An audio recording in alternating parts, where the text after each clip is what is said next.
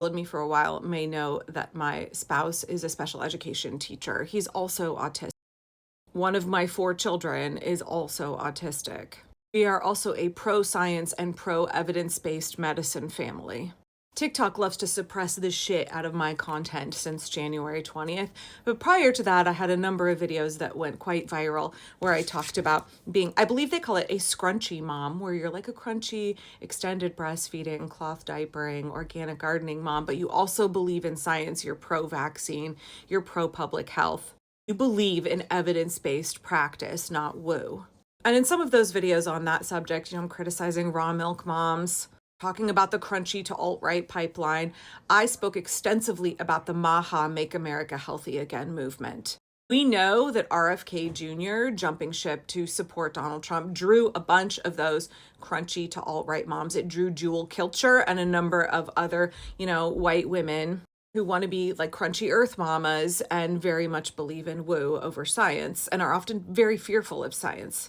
Being like an attachment parenting, natural childbirthing mom, I had plenty of mom friends in my circles who were anti-vax, and it was a big source of contention. And I watched several of them fall real quick and real hard down the crunchy to alt-right pipeline. And it's been simultaneously infuriating and heartbreaking to watch so many of them become Trumpers. And RFK Jr. was their kind of gateway drug into Trumperism, right? He was the person who facilitated their slide. They were gobbling up all of the nonsense that he was barfing out. They really were like, there's things I don't really like about Donald Trump. Like a lot of these moms are very, maybe they identify as queer themselves. They're pro-gay marriage. They're pro, reproductive health care. But they still voted for Trump because they liked RFK and they think he's going to make America healthy again. I don't find RFK Jr. intellectual or charismatic or compelling in any way, shape, or form.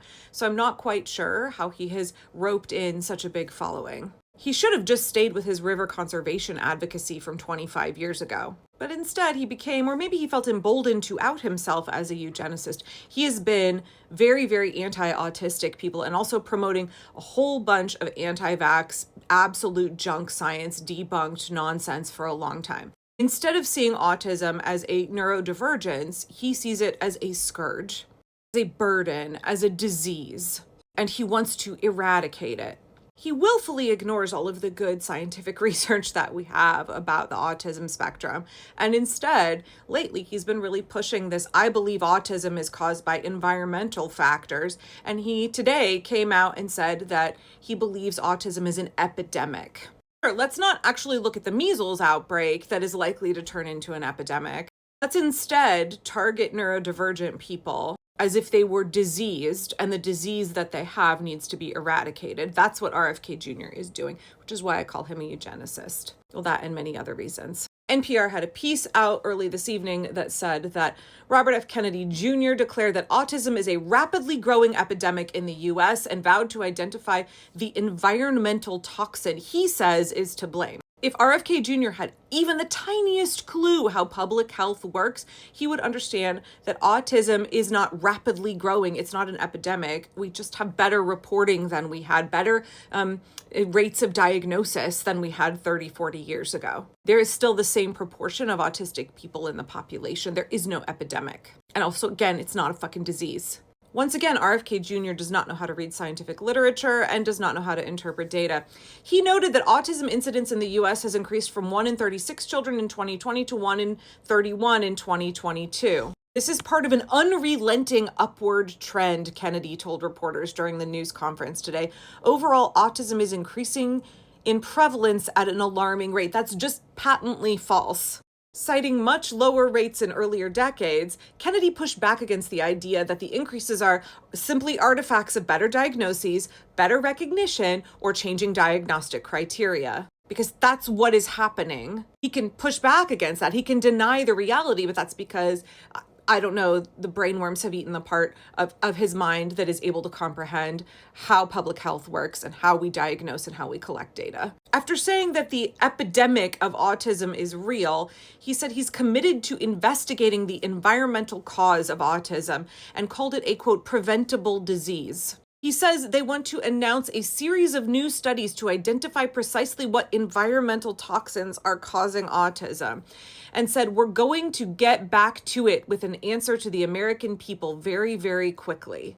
Independent experts and advocates have said, of course, that's not nearly enough time to design nor conduct nor analyze a good quality study and be able to produce reliable answers. It's important to note that for years, Kennedy pushed the absolutely fabricated research of Andrew Wakefield that has been obviously pulled from the Lancet and completely discredited, that tried to claim that vaccines MMR cause autism. RFK Jr. has spouted vaccine disinformation for decades. NPR then asked an actual autism expert, Dr. Zachary Warren, a pediatric psychiatrist and autism researcher at Vanderbilt, about this. He said, we may have hundreds, if not thousands, of different neurogenetic factors that, in combination with complicated environmental interactions, influence presentations of autism. Kristen Roth of the Autism Society of America said that we need to have more autism research done, but to say that autism is caused by an environmental factor or toxin is not rooted in known science.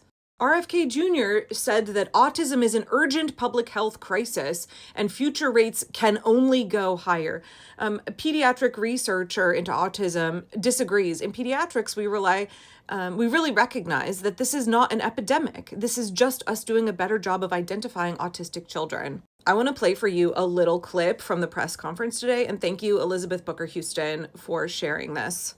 There are kids who, many of them were fully functional and regressed because of some environmental exposure into autism when they're 2 years old. And these are kids who will never pay taxes. They'll never hold a job. They'll never play baseball. They'll never write a poem. They'll never go out on a date. Many of them will never use a toilet unassisted. Again, thank you, Elizabeth, for this clip. RFK Jr., have you ever met an autistic person? I love how you pointed out that you think autistic people are not going to pay taxes because they'll never be able to hold down a job, as if somebody's worth, their humanity, is tied to whether or not they pay taxes. But also, fuck you, my husband has multiple master's degrees. My kid who's autistic has made the dean's list 8 terms in a row and has straight A's in college.